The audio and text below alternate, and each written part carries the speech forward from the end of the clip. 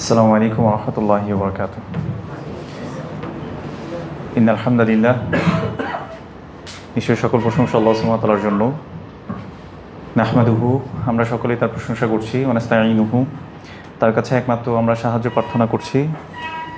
ওয়া নাস্তাগফিরুহু, তার কাছে আমরা একমাত্র ক্ষমা প্রার্থনা করছি। ওয়া নাউযু বিল্লাহি মিন শুরুরি আনফুসিনা, আমরা আমাদের মধ্যকার খারাপ বিষয়গুলো থেকে আল্লাহ সুবহানাহু ওয়া তাআলার কাছে আশ্রয় চাচ্ছি। ওয়া মিন সাইয়্যাতি আমালিনা, আমাদের যে মন্দ আমলগুলো আছে সেগুলো থেকে আমরা আল্লাহর কাছে আশ্রয় চাচ্ছি। মান ইয়াহদিহিল্লাহু ফালা মুদিল্লা লাহু, নিশ্চয়ই আল্লাহ সুবহানাহু ওয়া তাআলা যাকে হেদায়েত দেন তাকে কেউ পথভ্রষ্ট করতে পারে না। ওয়া মান ইউদলিল ফালা হাদিয়া লাহু, এবং আল্লাহ সুবহানাহু ওয়া তাআলা যাকে পথভ্রষ্টতার উপর ছেড়ে দেন তাকে কেউ হেদায়েত দিতে পারে না। ওয়া আশহাদু আল্লা ইলাহা ইল্লাল্লাহ, আমি সাক্ষ্য দিচ্ছি আল্লাহ সুবহানাহু ওয়া তাআলা ছাড়া সত্য কোনো ইলাহ নেই। ওয়া আশহাদু আন্না মুহাম্মাদান আবদুহু ওয়া রাসূলুহু, এবং আমি আরও সাক্ষ্য দিচ্ছি মুহাম্মদ সাল্লাল্লাহু আলাইহি ওয়াসাল্লাম তার বান্দা এবং তার রাসূল। আম্মা বা'দ, ফাইন্না খায়রাল হাদিসি কিতাবুল্লাহ, নিশ্চয়ই সর্বোত্তম কথা হচ্ছে আল্লাহ সুবহানাহু ওয়া তাআলার কোরআনুল কারীমের কথা। ওয়া খায়রুল হাদি হাদি মুহাম্মাদিন সাল্লাল্লাহু আলাইহি ওয়াসাল্লাম, সর্বোত্তম পথ এবং পদ্ধতি হচ্ছে মুহাম্মদ সাল্লাল্লাহু আলাইহি ওয়াসাল্লামের পথ এবং পদ্ধতি। ওয়া শাররুল উমুরি মুহদাসাতুহা, সবচেয়ে নিকৃষ্ট পথ হচ্ছে দিনের নামে নব আবিষ্কৃত বিষয়গুলো। ওয়া কুল্লু মুহদাসাতিন বিদআ, এবং প্রত্যেক নব আবিষ্কৃত বিষয় যেগুলো দিনের নামে আছে সেগুলো সবগুলোই বেদাত। ওয়া কুল্লু বিদআতিন দালালাহ, প্রত্যেক বেদাত হচ্ছে পথভ্রষ্টতা। ওয়া কুল্লু দালালাতিন ফিন্নার, এবং প্রত্যেক পথভ্রষ্টরাই জাহান্নামে যাবে। আল্লাহ আমাদের সবাইকে হেফাজত করুন, আমিন। আমি একটু একেবারে প্রারম্ভিক দিক থেকে আলোচনা করি। মানে আমরা আসলে এই দুনিয়ার জীবনে যখন আসলে আল্লাহ সুবহানাহু ওয়া তাআলা আমাদেরকে পাঠাচ্ছিলেন, আল্লাহ সুবহানাহু ওয়া তাআলা বলছেন, বা'দা আউযু বিল্লাহি মিনাশ শাইতানির রাজীম, কুল নাহবিতু মিনহা জামিআ ফাইম্মা ইয়াতিয়ান্নাকুম মিন্নী হুদান ফামান তাবিআ হুদায়া ফালা খাউফুন আলাইহিম ওয়া লা হুম ইয়াহজানুন। আল্লাহ সুবহানাহু ওয়া তাআলা বলছেন, তোমরা এখান থেকে নেমে যাও, অতঃপর আমার পক্ষ থেকে যদি কোনো হেদায়েত চলে আসে, ফামান তাবিআ হুদায়া ফালা খাউফুন আলাইহিম ওয়া লা হুম ইয়াহজানুন, যে বা যারাই আমার হেদায়েতের, আমার গাইডেন্সের যে ফলো করবে তাদের কোনো ভয় নেই, তারা চিন্তাগ্রস্ত হবে না। তো আমাদেরকে আল্লাহ সুবহানাহু ওয়া তাআলা দুনিয়ার জীবনে পাঠিয়েছেন, একটা গাইডেন্স সহ পাঠিয়েছেন আসলে। তো এই গাইডেন্সটা পাঠিয়েছেন রাসূলুল্লাহ সাল্লাল্লাহু আলাইহি সাল্লামের মাধ্যমে। তো এই দুনিয়ার জীবনটাতে আল্লাহ সুবহানাহু ওয়া তাআলা আমাদেরকে অসংখ্য জিনিস দিয়েছেন, অসংখ্য এলিমেন্টস দিয়েছেন, আত্মীয় স্বজন দিয়েছেন, পরিবার দিয়েছেন, বাচ্চা কাচ্চা দিয়েছেন, বা আমরা যে এখানে থাকি থাকার মতো একটা বাসস্থান দিয়েছেন। এগুলো সবগুলোই আল্লাহ সুবহানাহু ওয়া তাআলার পক্ষ থেকে গিফট। সাথে সাথে আল্লাহ সুবহানাহু ওয়া তাআলা কেন আমাদেরকে সৃষ্টি করেছেন, এই প্রশ্ন যদি উত্তর আপনাদের থেকে নেই, আমি দেখছি সবার চোখে একটু ঘুম ঘুম ভাব আছে আর কি। তো কেন আমাদেরকে সৃষ্টি করেছেন একটু যদি আমাকে শেয়ার করেন আর কি, আপনারা যেটা মনে করেন আর কি। কেন আমাদেরকে আল্লাহ সুবহানাহু ওয়া তাআলা এখানে পাঠিয়েছেন? আল্লাহর ইবাদত করার জন্য, তাই না? এটা আমরা সবাই জানি যে আল্লাহর ইবাদত করার জন্য আল্লাহ আমাদেরকে পাঠিয়েছেন। আল্লাহ সুবহানাহু ওয়া তাআলা সূরা যারিয়াতের মধ্যে বলছেন, ওয়া মা খালাকতুল জিন্না ওয়াল ইনসা ইল্লা লিয়াবুদুন, যে আমি মানুষ এবং জিনকে সৃষ্টি করেছি শুধুমাত্র কি জন্য? আমার ইবাদত করার জন্য। ইবাদত কি জিনিস একটু শেয়ার করেন দেখি। ইবাদত, শাইখুল ইসলাম ইবনে তাইমিয়া রাহিমাহুল্লাহ তিনি বলছেন, ইবাদাতুন হিয়া ইসমুন জামি' লিকুল্লি মা ইউহিব্বুহু আল্লাহু ওয়া ইয়ারদা মিনাল আকওয়াল ওয়াল আফআল আয-যাহিরাতি ওয়াল বাতিনা। ইবাদত হচ্ছে একটা সামষ্টিক বিষয়ের নাম। লিকুল্লি মা ইউহিব্বুহু আল্লাহু ওয়া ইয়ারদা, যেসব কাজে আল্লাহ ভালোবাসেন এবং আল্লাহ পছন্দ করবেন, এই সকল কাজটাই হচ্ছে কি? ইবাদত।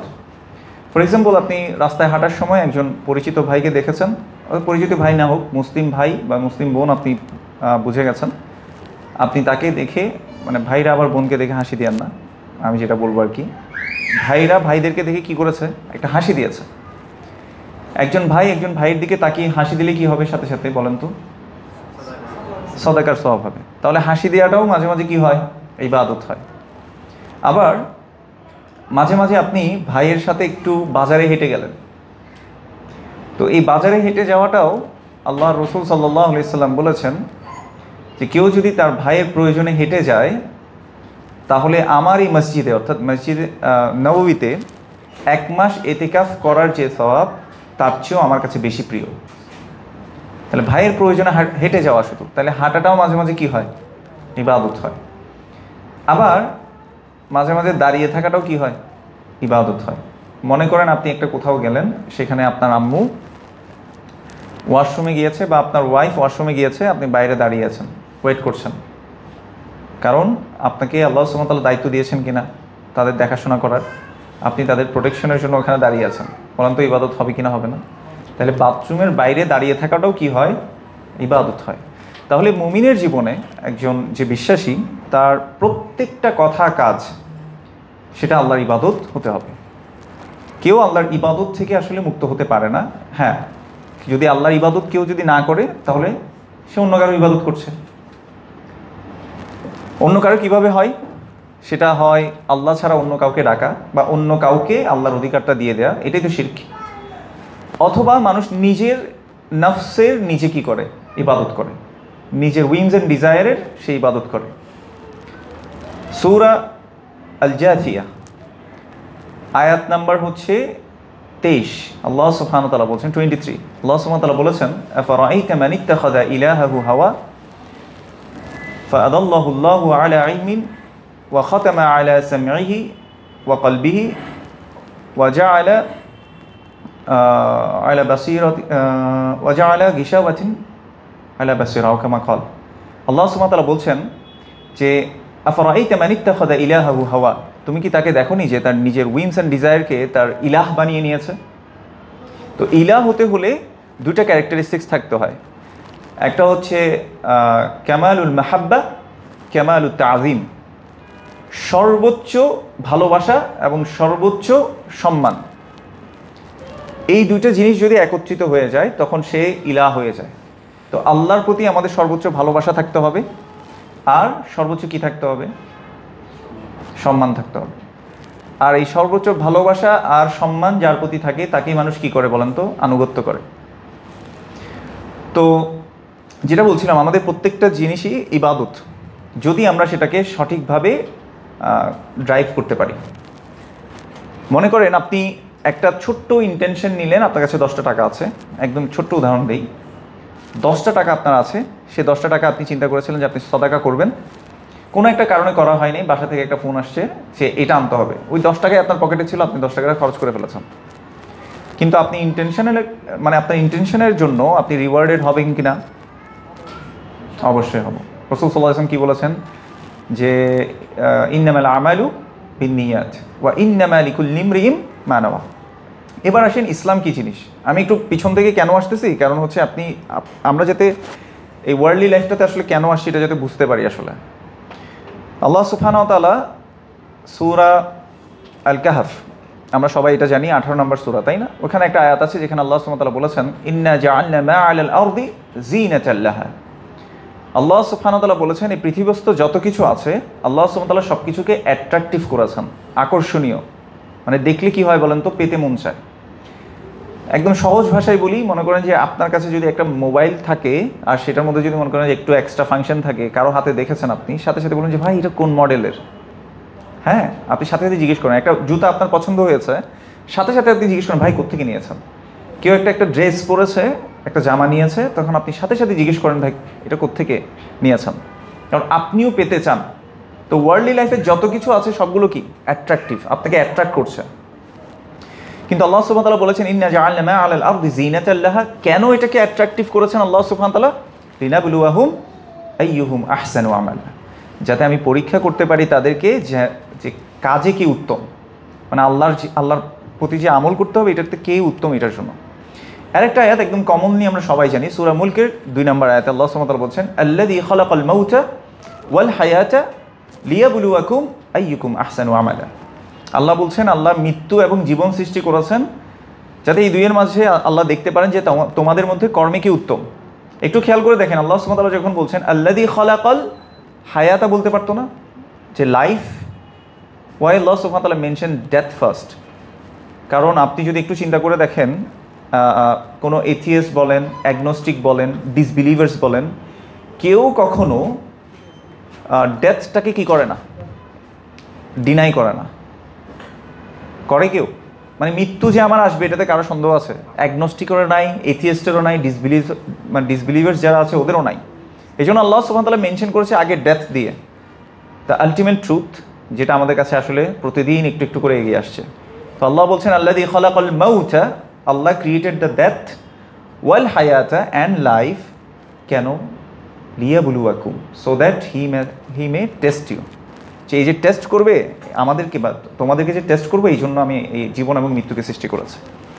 যাই হোক, আমরা সবাই এই বিষয়টা জানি যে আমাদেরকে আল্লাহ সুবহানাহু ওয়া তাআলা ইবাদতের জন্য সৃষ্টি করেছেন। এবার এটা গেল আমাদের কেন জীবনে আসলাম। এবার আসি ইসলাম কী জিনিস। Don't say Islam is piece. হ্যাঁ, মানে সবাই আমরা এক কথা কি বলি, ইসলাম মানে হচ্ছে শান্তি, এটা তো বলি আমরা সবাই, তাই না? ইসলাম হচ্ছে আল্লাহর কাছে আত্মসমর্পণ করা। ইসলাম মানে কি? আল্লাহর কাছে আত্মসমর্পণ করা। আমরা একটু আগে বললাম যে ওমা খালাকতুল জিন্না ওয়াল ইনসা ইল্লা লিয়াবুদুন, আল্লাহর ইবাদত ছাড়া তো আমরা থাকতে পারবো না এই লাইফে। ওই যে বললাম ঘুম যেতে গেল, সেটাও আপনার ইবাদত হয়ে যাবে যদি আপনি রাসূল সাল্লাল্লাহু আলাইহি সাল্লামের মানে ফুটস্টেপগুলো ফলো করেন। এবং আপনি যদি বাজার করতে যান ফ্যামিলির জন্য, সেটাও আপনার ইবাদত। আপনি বাচ্চার টেক কেয়ার করছেন, সেটাও আপনার ইবাদত। আমাদের মা বোনরা যারা আছেন, যারা তাদের হাজব্যান্ডের টেক কেয়ার করছেন, ফ্যামিলির টেক কেয়ার করছেন, হাজব্যান্ডরা তাদের ওয়াইফের টেক কেয়ার করছেন, এগুলো সবগুলো ইবাদতের অংশ। কোনো কিছু মানে রিওয়ার্ডেবল না এরকম বলতে পারবো না। তবে একটা জিনিস আমাদেরকে মেক শিওর করতে হবে, সেটা হচ্ছে ইন্টেনশন, আমরা কেন করছি। তো যাই হোক, আমরা ইবাদতের জন্য সৃষ্টি হয়েছে। এবার ইসলাম কি জিনিস? টু সারেন্ডার টু আল্লাহ সুবহানাহু ওয়া তাআলা, মানে আল্লাহর কাছে কি করা? সারেন্ডারিং টু আল্লাহ সুবহানাহু ওয়া তাআলা, আল্লাহর কাছে নিজেকে আত্মসমর্পণ করেছে। আল্লাহ, I will not follow my whims and desire, I will not follow the norms, I will not follow the society, I only follow your rules. এটাই হচ্ছে ইসলাম। যে এটাতে প্রবেশ করতে পারবে সে কি হবে বলেন তো? মুসলিম। যে ইসলামে প্রবেশ করবে সে কি হবে? মুসলিম হবে। আচ্ছা, রাসূলুল্লাহ সাল্লাল্লাহু আলাইহি ওয়াসাল্লাম বলেছেন বুনিয়াল ইসলামু আলা খামস, ইসলাম, ওয়ালাইকুম আসসালাম ওয়া রাহমাতুল্লাহ, ইসলাম 5টি স্তম্ভের উপর দাঁড়িয়ে আছে। বুনিয়াল ইসলামু আলা খামস, প্রথমটা কি? শাহাদাতু আল্লা ইলাহা ইল্লাল্লাহ ওয়া আন্না মুহাম্মাদান রাসূলুল্লাহ, এই সাক্ষ্য দেয়া যে আল্লাহ ছাড়া আর সত্য কোনো ইলাহ নেই এবং মুহাম্মদ সাল্লাল্লাহু আলাইহি সাল্লাম তার বান্দা এবং তার রাসূল, এটা সাক্ষ্য দেয়া। 2 নম্বরের স্তম্ভ কি? ইকামিস সালাহ, সালাত কায়েম করা, to establish the prayer. Then third one বলেন। শামু রমাদান আছে, আমরা এটা আগে নিই, তাহলে রমাদানে রোজা রাখা। তারপর কি আসে? ওয়া ইতাইজ যাকাত, যাকাত দেয়া। 5 নাম্বার হজ, ওয়া হজ্জুল বাইত মান ইসতাতা ইলাইহি সাবিলা। দেখেন, সালাত পড়তে আপনাকে এখানে বলে নাই যে মান ইসতাতা, যে সালাত পড়তে চায়, পড়তে পারবে সে সালাত পড়ুক, এটা বলা হয়নি। সিয়াম করতে, রমাদানে সিয়াম করার জন্য বলা হয় না যে মান ইসতাতা আন তাসুম, তোমাদের মধ্যে যারা সিয়াম করতে চায় তারা সিয়াম করতে পারবে, এটা বলা হয়নি। কারণ এগুলো আপনাকে করতে হবেই। অসুস্থ থাকলে দরকার হলে আপনি পরে করবেন, তাই না? যাকাতের বিষয়টা আসে, সেখানে কি হয়, কারো যার সম্পদ নাই তার উপরে এটা অব্লিগেশন আসে না। কিন্তু যখন হজের ব্যাপার আসে, এখানে কয়েকটা জিনিস কানেক্টেড। হজে কি কি কানেক্টেড বলেন তো? আপনার কি থাকতে হয়? সম্পদ থাকতে হয়। তারপরে আপনার শারীরিক ইবাদত আছে, সম্পদের খরচ করার মাধ্যমে কি আছে? ইবাদত আছে। যেমন আমাদের বাংলাদেশের মানুষের সাইকোলজি হচ্ছে, ধরেন আমার মেয়ে আছে 2-3টা, তো আমার ব্যাংকে কিছু টাকা পয়সাও আছে, তো যখন আমার হজ করা মতো সামর্থ্য হয়ে যায়, হজ করার সামর্থ্য আসলে কিভাবে বোঝায়? হজ করার সামর্থ্য মধ্যে সহজভাবে বুঝি আমরা। আপনি হজে যাওয়ার যে খরচ, ওইখানে গিয়ে আপনার যতটা খরচ হবে, এবং আপনি যে হজে যাওয়ার পর যতদিন ওখানে থাকবেন ততদিন আপনার পরিবারের জন্য মানে খাবার দাবারের বা যত কিছু সাপোর্ট দরকার, ওইটা ম্যানেজ করার মতো যদি আপনার এরকম পুরো টাকাটা থাকে বা জমা হয়ে যায়, দ্যাট মিনস ফরজ আপনার উপর কি হয়ে গেছে? মানে হজ আপনার উপর কি হয়ে গেছে? ফরজ হয়ে গেছে। তো এই হজটা আমরা অধিকাংশ ক্ষেত্রে কী করি? মনে করেন যে একজন ব্যক্তির কাছে 20 লক্ষ টাকা আছে। এখন আপনার কি মনে হয়, 20 লক্ষ টাকা থাকলে হজে গিয়ে তার পরিবার ওই 1 মাস চলে ফিরে, তারপর হচ্ছে নিজেও ওখানে কিছু খরচ করার মতো তার এবিলিটি আছে কিনা? অবশ্যই আছে। কিন্তু এই 20 লক্ষ টাকা হওয়ার পরেও ওই লোক চিন্তা করে যে আমার তো 3-4টা মেয়ে, সবাইকে বিয়ে দিতে হবে, তো বিয়ে দেওয়ার জন্য আমার কি রাখতে হবে বলেন তো? টাকা, সম্পদ জমিয়ে রাখতে হবে। বুঝতে পেরেছি? তো আমাদের সাইকোলজি এরকম হয়ে গেছে, রিজিক আসে কার পক্ষ থেকে বলেন তো? আল্লাহ সুবহানাহু ওয়া তাআলার পক্ষ থেকে। কিন্তু আমরা কি এটা বিশ্বাস করি? আসলে আমরা মনে মনে বলি যে আমরা বিশ্বাস করছি, আর কাজে কর্মে আমরা প্রমাণ করে দেই আসলে রিজিকের মালিক আসলে আল্লাহ না। তার মানে আমি এটা বলছি না যে আপনি রিজিকের সন্ধান করবেন না, একেবারে মসজিদে ঢুকে বসে থাকবেন, সারাক্ষণ আল্লাহ আল্লাহ জিকির করবেন, হাতে একটা তসবিহ রাখবেন, এটা আমি আপনাকে বলছি না। আপনি অবশ্যই ট্রাই করবেন, আপনার রিজিকের জন্য সন্ধান করবেন, কিন্তু রিজিক কি আল্লাহর পক্ষ থেকে আসে, সাথে সাথে এটাও আপনাকে আপনাকে আলটিমেট এটাই বিলিভ করতে হবে যে রিজিক আল্লাহর পক্ষ থেকে আসে। অতএব আপনার উপর যখন ফরজ হয়ে গেছে, আপনি আর অন্য কারো কথা চিন্তা করার এখানে আসলে কি নাই, সুযোগ নাই। হ্যাঁ, এবার মেয়েদের বিয়ে করার ক্ষেত্রে যে কথাটা বলেছি, আপনি একটু চিন্তা করে দেখেন ইসলাম কত সুন্দর। একটা মেয়েকে আল্লাহ সুবহানাহু ওয়া তাআলা যতটা সম্মান দিয়েছেন অন্য কোনো যে রিলিজিয়নগুলো আছে আমাদের সোসাইটিতে, অন্য কোনো ধর্মে আপনি পাবেন না। একটা মেয়েকে বিয়ে করতে হলে কি করতে হয় বলেন তো? উল্টো মাহার দিয়ে, হ্যাঁ মাহার দিয়ে তারপর তাকে নিয়ে আসতে হবে। ওয়ালিমা কে করবে? একটা ছেলে করবে। রাসূলুল্লাহ সাল্লাল্লাহু আলাইহি সাল্লাম এক সাহাবীকে দেখলেন যে তার হাতে কিছু হলুদ লেগে আছে, বলছে এটা কিসের দাগ? তো সে বলল যে ইয়া রাসূলুল্লাহ, আমি বিয়ে করেছি। তো রাসূল সাল্লাল্লাহু আলাইহি সাল্লাম তখন বললেন, আউলিম ওয়ালাউ বিশাতিন, তুমি ওয়ালিমা করো যদিও একটা ছাগল দিয়ে হয়।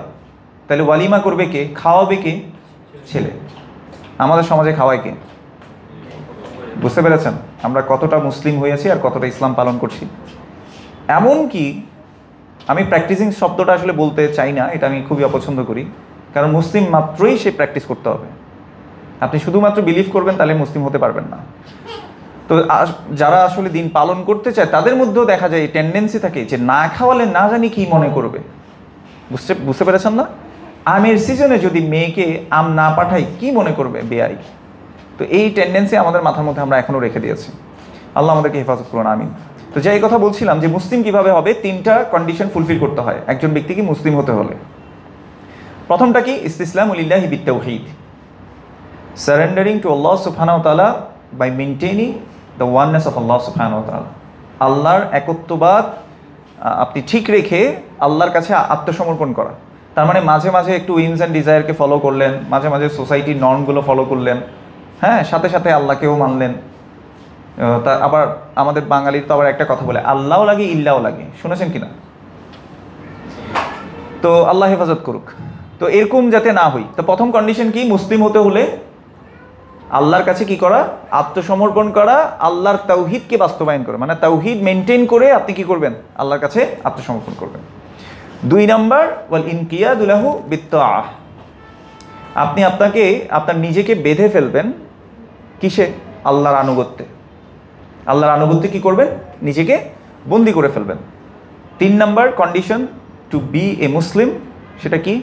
বারাআতুম মিনাশ শিরকি ওয়া আহলিহি, আপনার নিজেকে আপনি শিরক থেকে এবং শিরকের যত প্রকার আছে ছিটে ফুটো ওইগুলো সবগুলো থেকে নিজেকে কি করে ফেলা? মুক্ত করে ফেলা, ফ্রি করে ফেলা। তাহলে মুসলিম হওয়ার জন্য কয়টা শর্ত বলেছি? 3টা। প্রথমটা কি একটু বলেন? তাওহীদ সহকারে আল্লাহর কাছে আত্মসমর্পণ করা। 2, আল্লাহর আনুগত্যে নিজেকে বন্দি করে ফেলা বা আবদ্ধ করা। 3 নাম্বার, শিরক এবং শিরকের যত প্রকারভেদ আছে এগুলো থেকে নিজেকে মুক্ত রাখা। এই 3টা কাজ করলে আপনি মুসলিম হতে পারেন। এখন যখন আপনি মুসলিম হয়েছেন, ওই যে একটু আগে যেটা বলছি যে আল্লাহ সুবহানাহু ওয়া তাআলা আমাদেরকে বলছেন উদখুলু ফিস-সিলমি কাফা, তোমরা ইসলামে পরিপূর্ণভাবে প্রবেশ করো। আংশিক বা পার্শিয়ালি আপনি যদি ইসলামে আসেন তাহলে এটা কি পরিপূর্ণভাবে ইসলামে আসা হলো? পরিপূর্ণ আল্লাহর আদেশ মানা হলো না। তো এই জন্য আমাদেরকে মনে রাখতে হবে, ইসলাম আমি যদি মেনটেন করতে চাই, মুসলিম হয়ে থাকতে চাই, যেমন আল্লাহ সুবহানাহু ওয়া তাআলা কি বলেছেন? 3টা আয়াত রাসূলুল্লাহ সাল্লাল্লাহু আলাইহি ওয়াসাল্লাম প্রত্যেক খুতবাতুল হাজার মধ্যে পড়তেন। তার মধ্যে একটা আয়াত হচ্ছে সূরাত আলে ইমরানের একটি আয়াত, যেখানে আল্লাহ সুবহানাহু ওয়া তাআলা বলেছেন ইয়া আইয়ুহাল্লাযীনা আমানুত্তাকুল্লাহা হাক্কা তুকাতিহি ওয়া লা তামুতুন্না ইল্লা ওয়া আনতুম মুসলিমুন, হে ঈমানদারগণ, তোমরা সঠিকভাবে আল্লাহর তাকওয়া অবলম্বন করো এবং তোমরা মুসলিম না হয়ে কি করো না? মৃত্যুবরণ করো না। তো আল্লাহ বলছে মুসলিম না হয়ে মৃত্যুবরণ করো না। এবার আপনাদেরকে একটা স্ক্যারি হাদিস শোনাই, যেটা শুনলে হয়তো আপনার একটু ভয় লেগে যেতে পারে। রাসূলুল্লাহ সাল্লাল্লাহু আলাইহি ওয়াসাল্লাম বলেছেন, যার উপর হজ ফরজ হয় কিন্তু সে হজে গেল না, তাহলে আমি জানি না সে কিসের উপর মারা গেল। এরকম স্কেয়ারি হাদিসও আছে।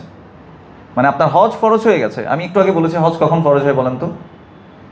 আপনি হজে যাওয়ার ক্যাপাবিলিটি আছে, আপনার পরিবারে চলতে পারবে, এটা দিয়ে গেছেন, ওইখানে আপনি কিছু খরচ করার মতো আপনার কি আছে, এবিলিটি আছে, এতটুকু যদি হয়ে যায় আপনার উপর কি হয়ে গেছে, হজ ফরজ হয়ে গেছে। আসলে কি আমরা এইভাবে চিন্তা করি? আসলে আমাদের কত প্ল্যান না।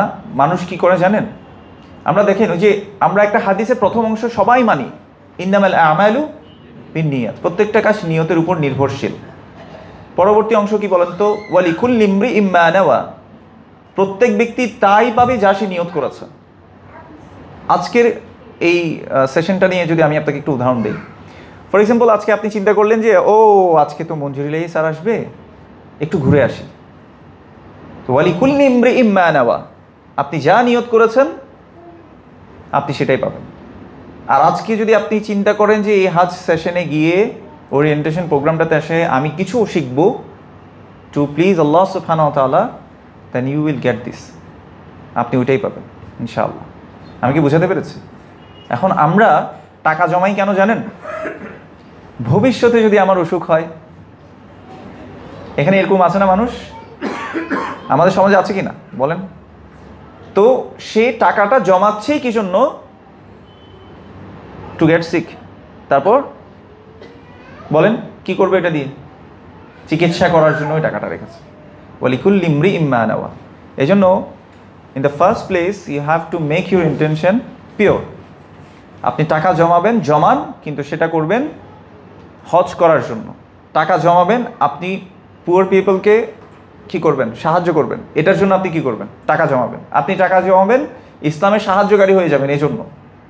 এভাবে আপনি the list will go on, right? কিন্তু আপনাকে ইন্টেনশন রাখতে হবে টু প্লিজ আল্লাহ সুবহানাহু ওয়া তাআলা। অসুখ বিসুখের জন্য টাকা জমানোর কোনো দরকার নেই। ভবিষ্যতের চিন্তা করে আমরা অনেকেই টাকা জমাই, কিন্তু এটা না করে আমরা আল্লাহকে যদি সন্তুষ্ট করতে পারি, এটাই আমার জন্য এনাফ। আল্লাহ আমাদেরকে বোঝার তৌফিক দান করুন। তো যে কথা বলছিলাম, আমরা একদম প্রথম থেকে আসছি। আল্লাহ আমাদেরকে ইবাদতের জন্য সৃষ্টি করেছেন।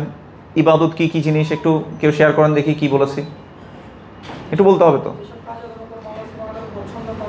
যেসব কাজ এবং কথা আল্লাহ সুবহানাহু ওয়া তাআলা পছন্দ করেন, আল্লাহ সন্তুষ্ট হবেন, এগুলো সবগুলো কি ইবাদত।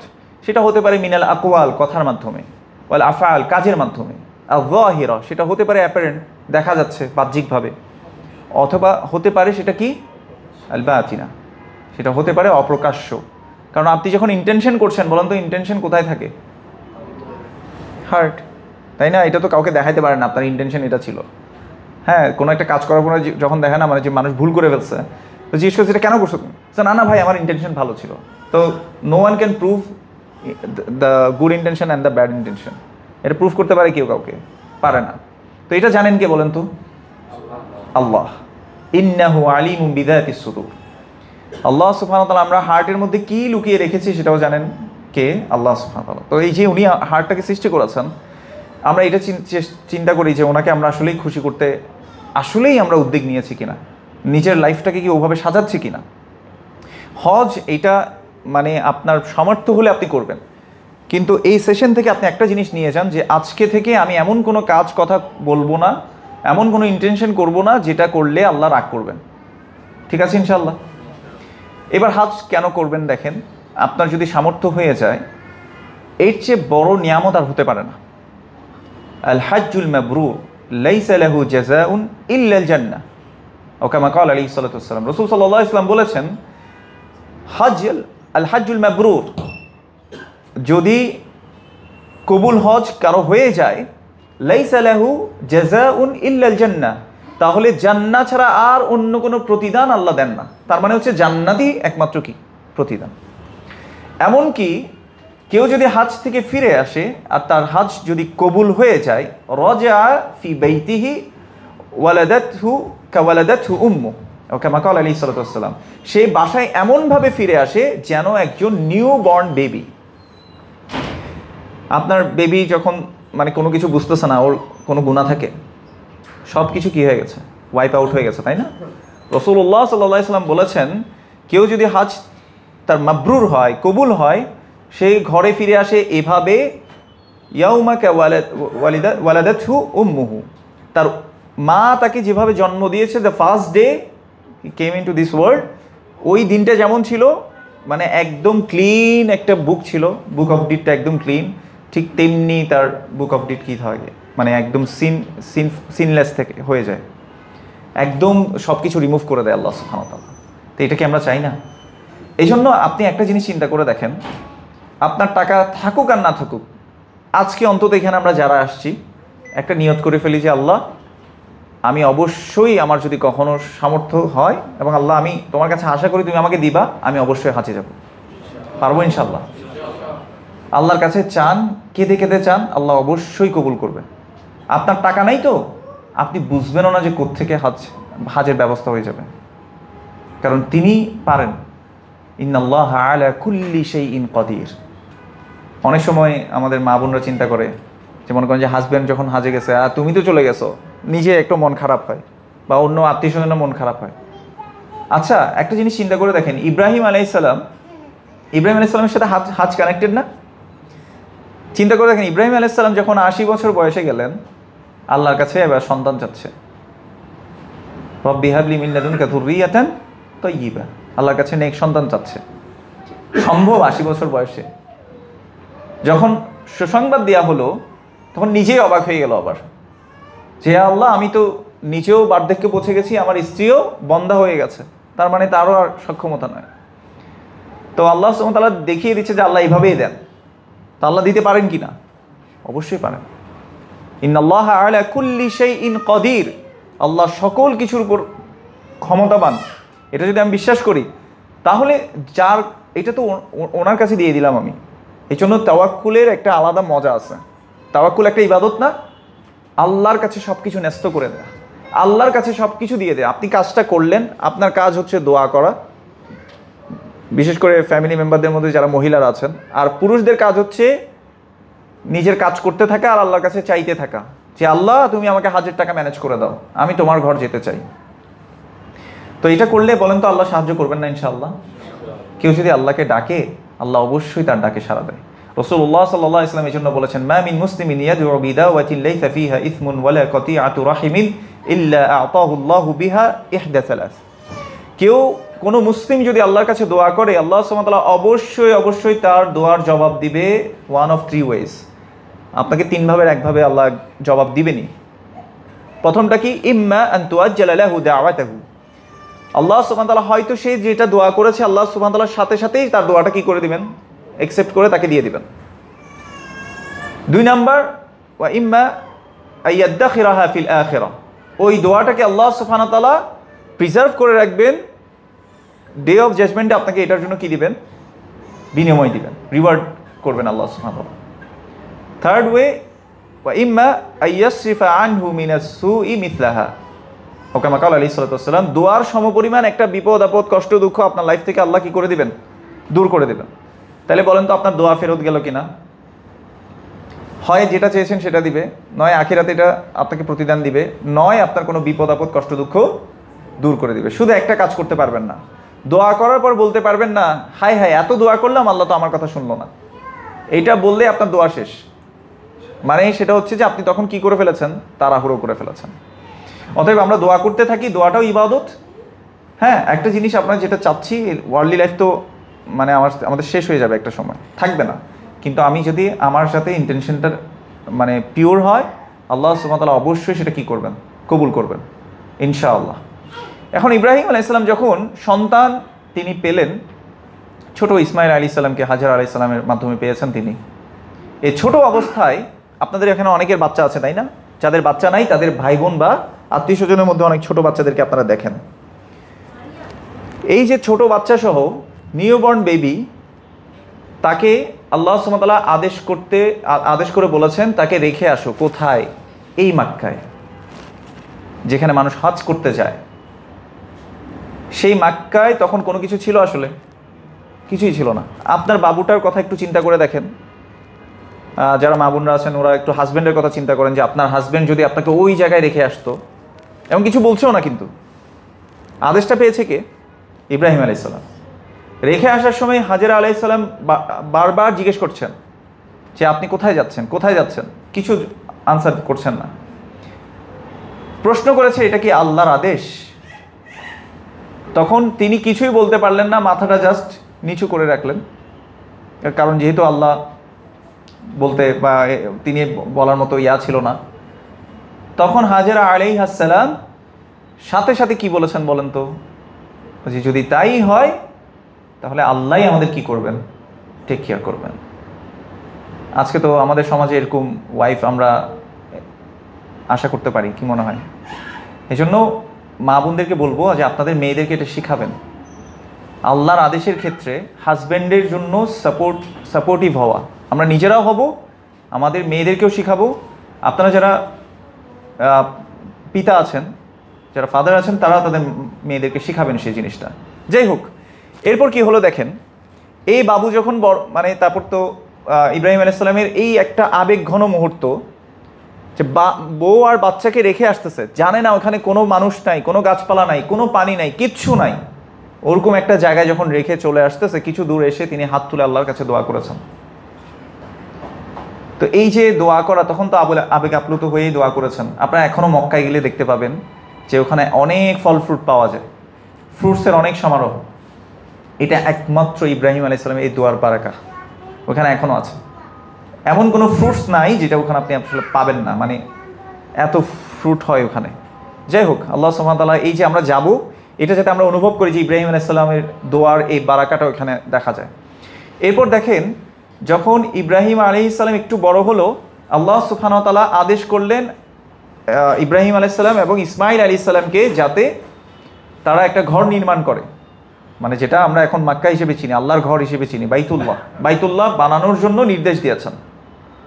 তারা এই বাইতুল্লাহ যখন নির্মাণ করলো, নির্মাণ করার সাথে সাথেই কি করা হলো, তারা মানে আল্লাহর কাছে দোয়া করলেন, রব্বানা তাকাব্বাল মিন্না ইন্নাকা আনতাস সামিউল আলিম ওয়া তুব আলাইনা ইন্নাকা আনতাত তাওয়াবুর রহিম। এখান থেকে আমরা আরেকটা শিক্ষা নিতে পারি, সেটা হচ্ছে যে কোনো ভালো কাজ করে সেটা আল্লাহর কাছে দোয়া করা, সে আল্লাহ যাতে সেটা অ্যাকসেপ্ট করে। আমরা অনেক সময় ভালো কাজ করার পরে নিজেকে সুফি সাহেব মনে করি, মানে হচ্ছে আমি তো একটা ভালো মানুষ, আর এখানে সব যারা আছে সবাই কি খারাপ মানুষ। মনে রাখবেন, খারাপ কাজ কবুল হতে হয় না, কিন্তু ভালো কাজ কি হতে হয়, কবুল হতে হয়, আল্লাহ কবুল করতে হয়। এই জন্য রাসূলুল্লাহ সাল্লাল্লাহু আলাইহি ওয়াসাল্লাম দোয়া করতেন কি, আল্লাহুম্মা ইন্নী আসআলুকা ইলমান নাফিআ ওয়া রিজকান তাইয়্যিবা ওয়া আমালান মুতাকাব্বালা। হে আল্লাহ, আমি আপনার কাছে উপকারী জ্ঞান চাই, আপনার কাছে পবিত্র রিজিক চাই, এবং এমন আমল চাচ্ছি আমি আপনার কাছে যেটা আপনি অ্যাকসেপ্ট করবেন। তো এইভাবে আমরা আল্লাহর কাছে দোয়া করতে পারি, যেভাবে ইব্রাহিম আলাইহিস সালাম এবং ইসমাইল আলাইহিস সালাম মক্কা তৈরি করার পরে। আমরা 2 মিনিট 3 মিনিট কথা বলি আর কি, হ্যাঁ। তো তিনি আল্লাহর কাছে দোয়া করেছেন। এরপর চিন্তা করে দেখেন, হাজের একটা গুরুত্বপূর্ণ জায়গা হচ্ছে তাওয়াফের শেষে, সলাৎ শেষে কি করা বলেন তো, সাই করা। সাফা থেকে মারওয়া এবং মারওয়া থেকে সাফা পর্যন্ত কি করা, সাই করা। আপনার বাসার ওয়াইফ যিনি একদম ছোট শিশুকে নিয়ে লালন পালন করেন, ওই জায়গাটা একটু চিন্তা করে দেখেন তো, পানির জন্য আপনার ওয়াইফ দৌড়াচ্ছে, আপনি কিছুই করতে পারছেন না, আপনি জানেন যে এখানে এমন কিছু হতে পারে, আপনি ওই জায়গায় রেখে আসছেন, আপনি এটা সহ্য করতে পারবেন? এবার মা বোনদেরকে বলবো, আপনি ওই জায়গায় নিজেকে রাখেন। মনে করেন যে আপনার বাচ্চা ক্ষুধার তাড়নায়, কারণ সাধারণত মারা যদি কিছু না খায় বাচ্চা বুকের দুধও পায় না, কিন্তু তাই না, ঠিকমতো দুধ পায় না। তো বাচ্চা খিদায় কান্না করছে এবং অতিষ্ঠ হয়ে গেছে, বাচ্চারা কান্না করতে করতে দেখবেন যে লাল টুকটুক বর্ণ হয়ে যায়, একদম ছোট বাচ্চা যদি হয়। এইরকম একটা সিচুয়েশনে, মানে নতুন বাচ্চা কিন্তু, তো হাজেরা আলাইহিস সালাম তিনি কি করছেন, একবার ওই যে দেখবেন যে রোদের অনেক তাপ পড়ার সাথে সাথে কি হয় বলেন তো, একটু পানি পানি দেখা যায়, মনে হয় যে ওখানে মনে হয় পানি আছে। এভাবে তিনি সাফা থেকে মারওয়া এবং মারওয়া থেকে সাফাতে তিনি দৌড়িয়েছেন।